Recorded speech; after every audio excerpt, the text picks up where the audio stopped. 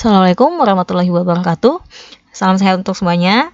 Pada video kali ini kita kembali akan mempelajari mengenai prosedur uji statistik tertentu pada aplikasi SPSS. Nah, pada video kali ini kita akan mempelajari mengenai salah satu non-parametric test, yaitu K-independent sample test. Dalam hal ini adalah Kruskal-Wallis test. Sebelum kita masuk ke tutorial, ada baiknya kita mempelajari dulu apa sih konsep syarat dari si Kruskal-Wallis test itu sendiri.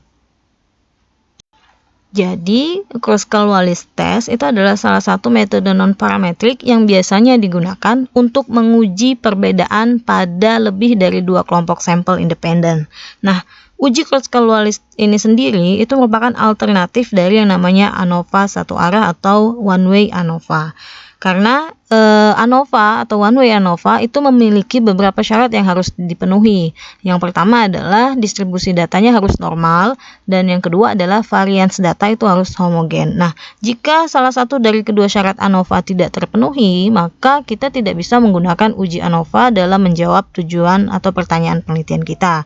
Oleh karena itu, di sini bisa dilakukan dengan yang namanya uji Kruskal-Wallis test. Apa aja sih syarat dari Kruskal-Wallis test itu sendiri? Yang pertama adalah sampel merupakan data yang independen. Nah, teman-teman pasti masih ingat bahwa data independen itu adalah data yang tidak saling berkaitan. Artinya individu pada kelompok yang pertama, kedua, dan kelompok lainnya itu adalah individu-individu yang berbeda. Intinya data yang digunakan untuk uji Kruskal-Wallis itu tidak boleh merupakan data hasil pengukuran berulang atau data dependen. Nah, yang kedua adalah sampel yang digunakan itu harus diambil secara acak. Karena walaupun Kruskal-Wallis test ini adalah non-parametric test, tetapi karena ini adalah pendekatan kuantitatif, maka pengambilan sampel harus tetap memenuhi kaidah random. Kemudian yang ketiga, syarat dari Kruskal-Wallis test adalah minimal skala ukur data adalah ordinal. Nah, ini merupakan konsep dari si non-parametric test itu sendiri. Karena yang namanya non-parametric test itu sebenarnya adalah uji statistik yang digunakan untuk data berskala ordinal. Seperti itu. Sampai di sini teman-teman pasti sudah bisa membedakan apa itu Kruskal-Wallis test dan kapan kita menggunakan ANOVA. Nah, karena Kruskal-Wallis test merupakan alternatif dari one way ANOVA, maka di dalam Kruskal-Wallis test itu juga ada yang namanya post hoc test. Kenapa harus dilakukan post hoc test? Sampai seperti di uji ANOVA bahwa di dalam Kruskal-Wallis test itu terdapat lebih dari dua kelompok. Padahal kita ingin mengetahui perbedaan. Artinya kan tidak semua kelompok itu pasti berbeda. Nah, makanya perlu dilakukan yang namanya post hoc test ketika nanti pada saat kita melakukan pengujian dengan Kruskal-Wallis test hasilnya menunjukkan ada perbedaan. Sama seperti pada saat kita melakukan uji ANOVA. Jadi prinsipnya sama. Yang membedakan hanyalah di dalam Kruskal-Wallis test itu minimal datanya adalah ordinal. Kalau di dalam ANOVA data harus numerik atau rasio seperti itu. Nah, selanjutnya kita langsung masuk ke tutorial bagaimana sih melakukan prosedur Kruskal-Wallis test menggunakan aplikasi SPSS. Oke, di sini kita akan menggunakan data bbbayi.sav. Baiklah, langsung saja kita buka aplikasi SPSS-nya. Oke, di sini kita sudah punya data bbbayi.sav. Nah, di sini ada variabel bbbayi, rokok, dan seterusnya sampai ke variabel pengetahuan post-test. Untuk contoh kali ini kita akan melihat apakah ada perbedaan berat badan bayi berdasarkan perilaku merokok ibu. Nah, di sini bbbayi itu dalam gram, sedangkan rokok ini dalam ordinal. Jadi ada lebih dari dua kategori. Kategori yang pertama, di sini kita lihat kategori pertama adalah tidak merokok, kemudian kategori yang kedua adalah kadang-kadang, dan yang ketiga adalah setiap hari. Nah, caranya adalah kita langsung klik analyze, kemudian kita pilih non-parametric test, lalu teman-teman pilih independent samples. Oke, nah di sini ada objektif, ini nggak usah kita rubah, jadi biarkan saja sesuai default dari sistemnya. Kemudian kita pilih field. Nah, di sini di dalam test variabel di test fields itu kita masukkan data numeriknya. ya. Jadi kita masukkan di sini data baby bayi karena kebetulan contoh soal kita adalah ingin mengetahui perbedaan baby bayi berdasarkan perilaku merokok. Sedangkan pada data grup kita masukkan variabel kategoriknya, yaitu dalam hal ini adalah perilaku merokok ibu. Setelah kita masukkan semua variabel ke dalam kolom yang sesuai, kemudian kita pilih settings. Nah, di dalam settings jangan lupa pilih customize test. Ya, jadi pilih customize test, kemudian kalian pilih cross-color-list. Di sini jangan lupa diklik, dan pada multiple comparison-nya kalian pilih all pairwise. Nah, ini akan menunjukkan kelompok mana saja sih yang ada perbedaan jika nanti pada saat cross-color-list testnya menunjukkan ada perbedaan berat badan bayi berdasarkan perilaku merokok. Ya, seperti itu. Nah, tinggal kalian pilih run.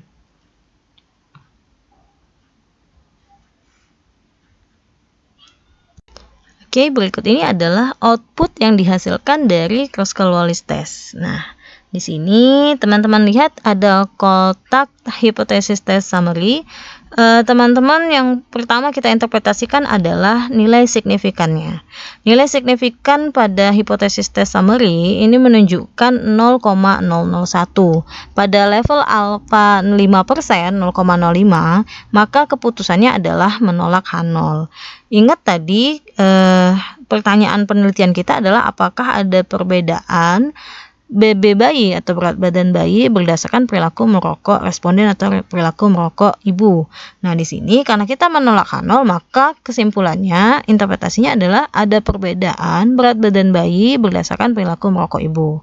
Nah, sampai di sini kita belum selesai.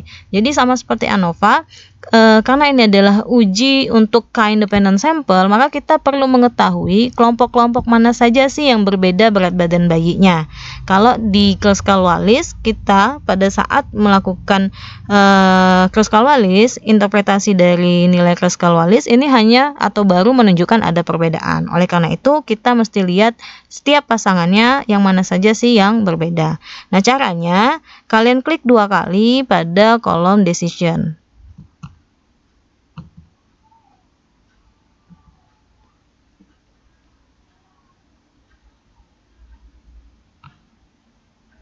Nah, setelah diklik 2 kali maka akan muncul output yang baru ya. Jadi di sini ada hipotesis test summary yang tadi, dan di sebelah kanan ini adalah output tambahan untuk post hoc testnya. Jadi untuk melihat kelompok mana saja sih yang berbeda berat badan bayinya. Nah, teman-teman klik dulu di bagian bawah sini, di bagian independent samples ini, di bagian view itu kalian ganti dengan pairwise comparison. Oke.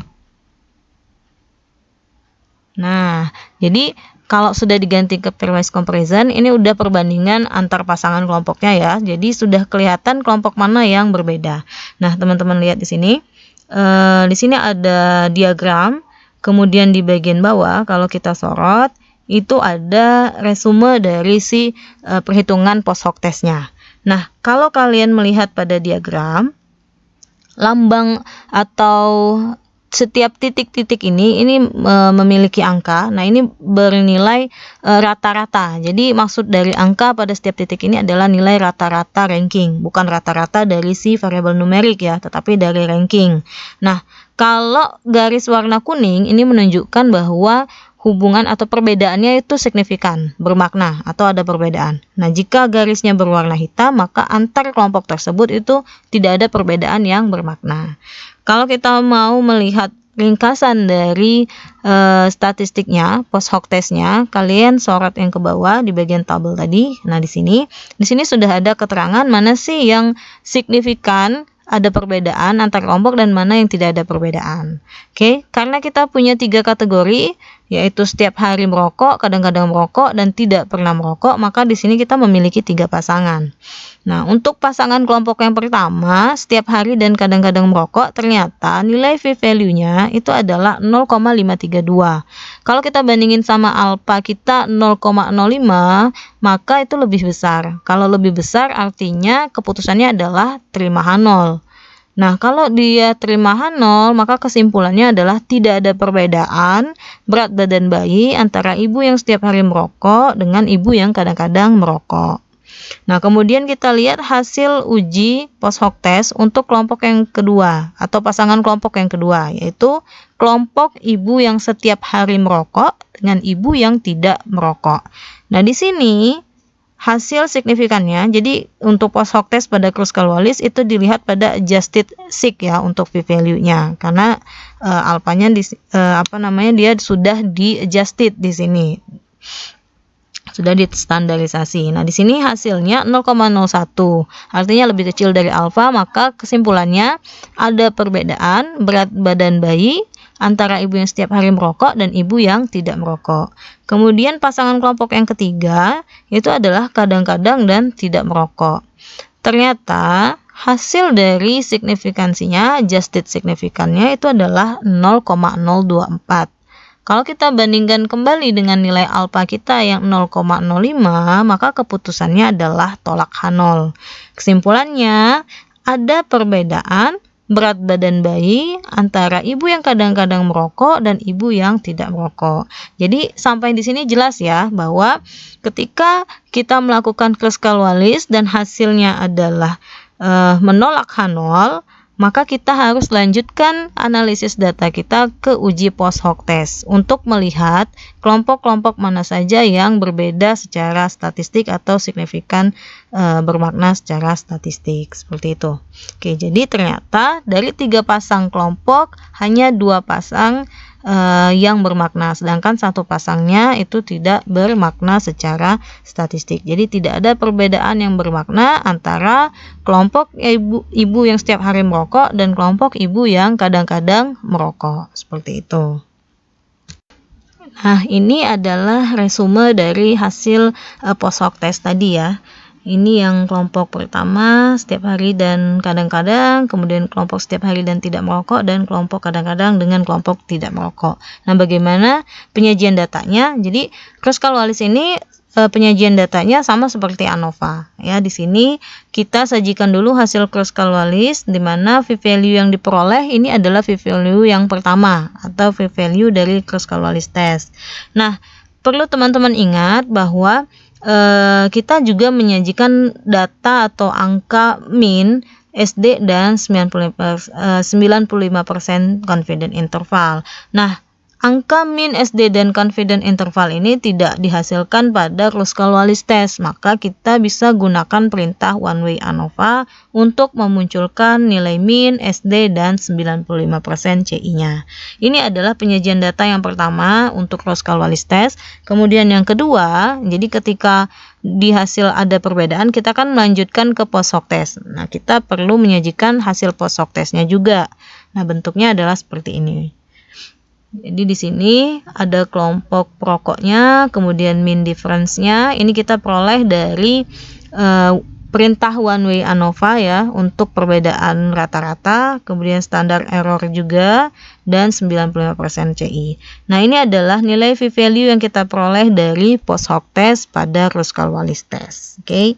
Jadi teman-teman kurang lebih seperti itu konsep dan prosedur dalam melakukan uji Kruskal-Wallis.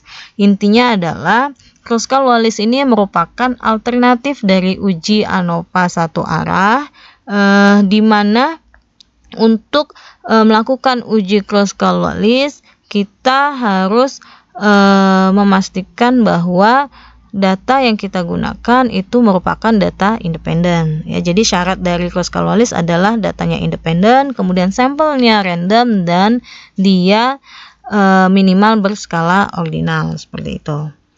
Oke, semoga apa yang saya sampaikan bermanfaat untuk semuanya. Apabila ada yang ingin ditanyakan, bisa menyampaikan pada kolom komentar. Terima kasih atas perhatiannya. Wassalamualaikum warahmatullahi wabarakatuh. Sampai ketemu di video saya selanjutnya. Terima kasih.